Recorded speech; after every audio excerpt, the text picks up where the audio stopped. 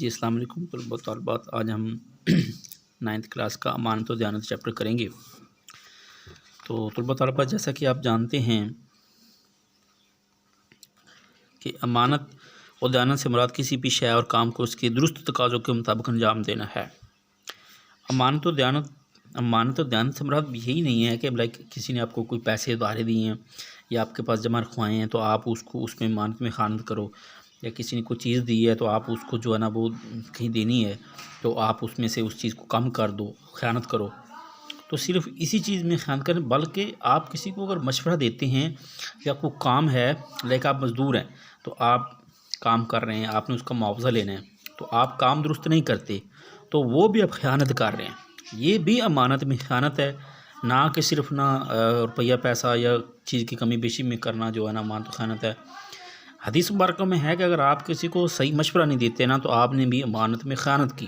آپ یہ کہ ایک چیز آپ اچھی جانتے ہیں، آپ اس کو جان بوجھ کے الٹ بتا رہے ہیں تاکہ اس کا نقصان ہو، تو طلباء و طالبات یہ چیز بھی خیانت میں آتی ہے۔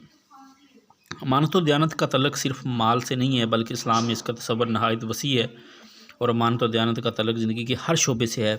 سب سے بڑی امانت داری خالق کائنات سے انسانوں کا وہ عہد ہے جس کی پاسداری کے لیے انسان کو دنیا میں بھیجا گیا ہے۔ باقی تمام امانتیں صرف بنیادی تصور سے وابستہ ہیں۔ حقوق اللہ اور حقوق العباد کی ادائیگی بھی انہی میں دخل ہے۔ دیکھیں، بے شک اللہ تمہیں حکم دیتا ہے کہ امانتیں ان کے حق داروں کے سپرد کرو۔ نبی صلی اللہ علیہ وسلم نے فرمایا، اس شخص کا کوئی ایمان نہیں جو امانت پوری نہیں کرتا۔ امانتوں کی ادائیگی کا سلسلہ حکمران وقت سے شروع ہو کر ایک خادم تک آتا ہے۔ دیکھیں، جو ملک کا بادشاہ ہے، وزیر اعظم سے لے کر ایک مزدور تک آتا ہے یہ سلسلہ، ٹھیک ہے۔ حکمران اپنے فرائض ادا کرے، رعایا کی جان و مال اور عزت کی حفاظت کریں۔ دیکھیں، حضرت عمر فاروق رضی اللہ تعالیٰ کو دیکھ لیں تو حضرت عمر فاروق رضی اللہ کہتے تھے کہ اگر دریائے یعنی کہ کہتے تھے کہ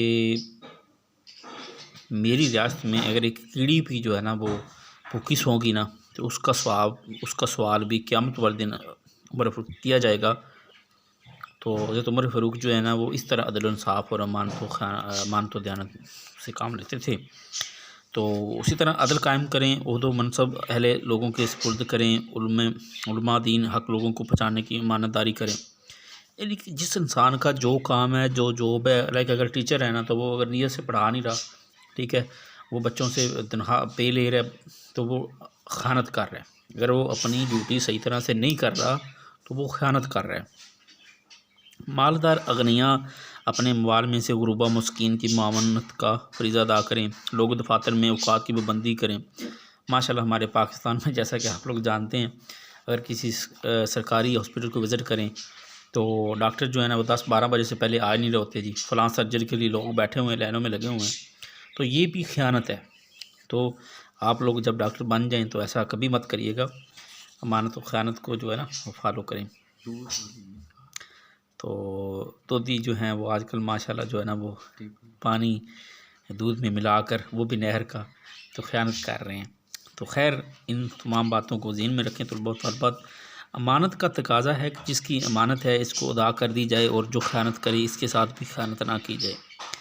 نبی کریم صلی اللہ علیہ وسلم امانت داری کا پیکر تھے، اس لیے کافر اور مشرک بھی آپ صلی اللہ علیہ وسلم کو صادق اور امین کہہ کر پکارتے تھے۔ دیکھیں کہ جو کافر ابھی تک آپ صلی اللہ علیہ وسلم پر ایمان نہیں لائے تھے، وہ بھی اپنی امانتیں نبی پاک صلی اللہ علیہ وسلم کے پاس رکھتے کہ آپ صلی اللہ علیہ وسلم صادق اور امین ہیں۔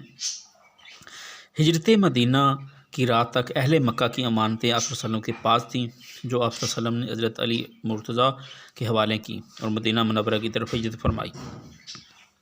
ایک مرتبہ ہرقل روم کے بادشاہ جو نے ابو سفیان جو بھی دائرہ اسلام میں داخل نہیں ہوئے تھے سے سوال کیا کہ مکہ مکرمہ میں جو شخص نبوت کے دعوے دار ہیں وہ تمہیں کس چیز کا حکم دیتے ہیں؟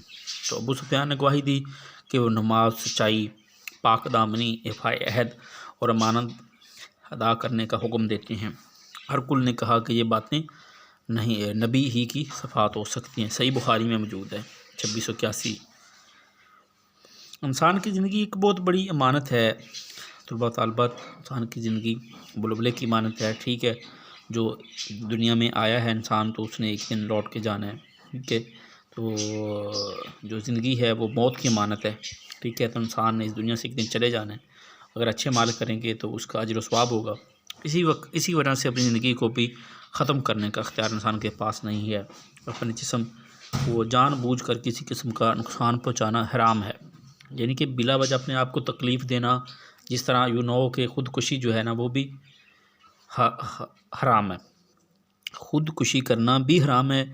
انسان ہر شخص کو دائرہ کار میں امانتیں سونپی گئی ہیں اسلام میں، تو خود خواہ وہ خاندان کا سربراہ ہو، شوہر ہو، غیر سب سے اس کی امانتوں سے متعلق پوچھا جائے گا۔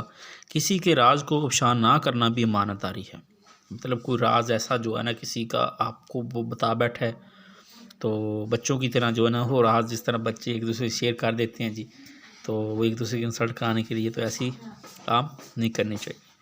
تو اللہ تعالیٰ پردہ پوشی کرنے والا ہے۔ ناظرین، اللہ تعالیٰ نے کہا ہے کہ اگر آپ کسی کی پردہ پوشی کرتے ہیں تو اللہ تعالیٰ آپ لوگوں کی پردہ پوشی کرتا ہے۔ تو ایک سید صاحب تھے، وہ فرما رہے تھے کہ جب حشر والا دن ہوگا تو اللہ تعالیٰ جو ہے نا عدل و انصاف کر رہے ہوں گے، تو جیسا کہ آپ لوگوں نے سنا ہوا ہے کہ انسانوں کی باری باری جو ہے نا وہ نامہ اعمال ان کا جو ہے نا دیکھا جا رہا ہوگا، تو طلباء و طالبات اللہ تعالیٰ 100 پردہ ڈالیں گے انسان کے اوپر، جس سے وہ سوال جو اب ہو رہا ہوگا نا کہ بتا تو نے یہ کیا، تو نے جو باتیں ہیں، اللہ تعالیٰ انسان کے اوپر 100 پردہ جو ہے نا وہ رکھیں گے۔ کر دی تھی اب اس میں 2 چیزیں چوائسیز ہیں، ایک ہے شلجم مٹر